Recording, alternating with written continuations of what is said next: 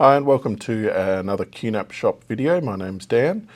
Today's video we're going to focus on QNAP solutions that can assist with media editing. So it could be photographers, pre or post production for videographers, media editors.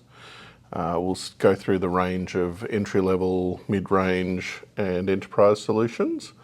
Cover off some of the models, some of the types of solutions and how they work with today's larger capacity media files. Run through some videos that'll explain a little bit about what the products look like and cover off sort of some of the common inquiries or inquiry types that we hear in the sales department so that we can give you an idea of what your solution might look for in the years to come.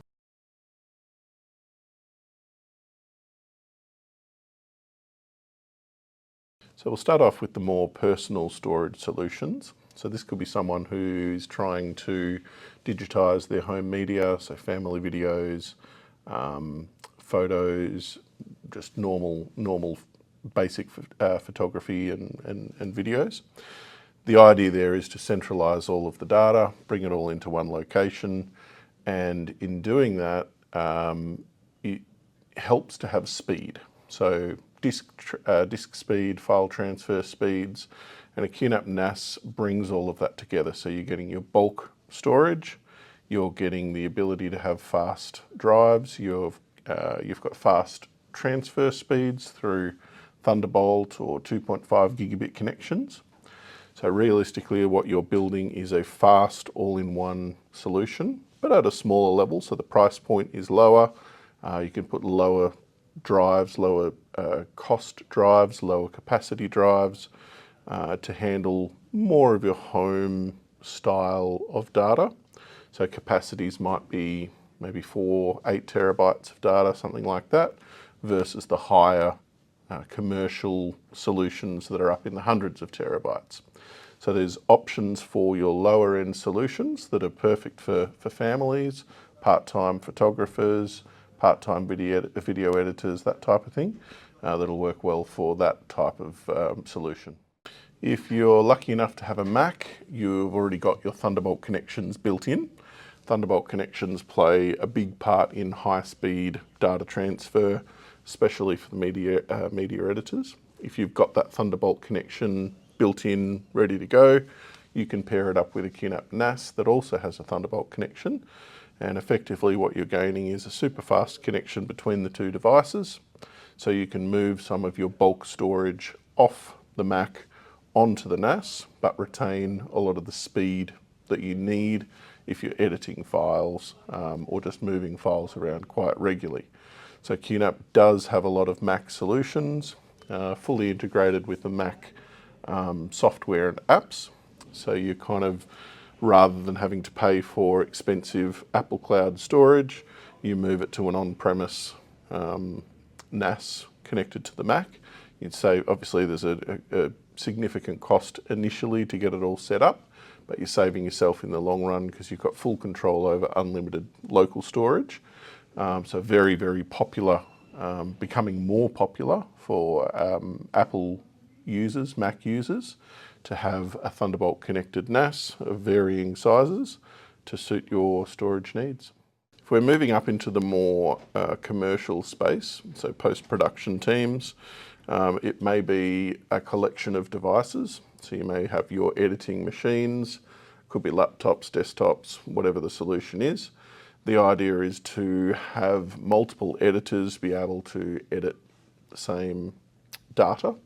So it's a collaborative solution, and this is where we push into the all-flash solutions. So we've still got our high-speed connections, 10 gigabit, up 25 up to 100 gigabit, running through your backbone of network switches, connecting out to your multiple devices, with the idea being that multiple editors can have their 10, 20 gigabit per second connections running into the main NAS that hosts all of the files. So an all-flash can basically give you the files that or the throughput that you need in the collaborative workspace, giving you the capacity to store the larger raw data to be edited from. This solution is becoming more and more cost effective and more widely used due to the pricing, due to the connectivity that the devices have, and the ability to build a sort of a smaller scale, high-end, high-speed network at an affordable price. One of the newer technologies that QNAP's bringing out and focusing on is more portable or smaller scale, high-speed SSD editing devices. So the newer models that are coming out are smaller, Thunderbolt 4 connection, SSD only, so the potential of putting in NVMe SSDs via a Thunderbolt connection off to a Mac, laptop, whatever's being worked on to do the editing. So you can go out on site, collect the raw data, especially for imaging, if you're taking high resolution images, needing to quickly do the editing out on site. There's a lot of solutions that are coming out now to focus on the move, on the go video editing, rather than having to capture the content, go back to a base, do the editing, and work on the project from there. So a lot of good opportunities for people to take the solution with them, be able to get the job done out on site, or at least have a look at what needs to be done with the files out on site, take whatever images and content is needed, then bring it back and work on it and connect it into a larger solution when you return on site. So in addition to actually having some of these high speed, high performing solutions, often they also need to be integrated into I suppose a bigger, larger scale solution. So a lot of the customers that we're dealing with at the moment are having to move into the petabyte. So it's 1, 2, 4 petabytes worth of data.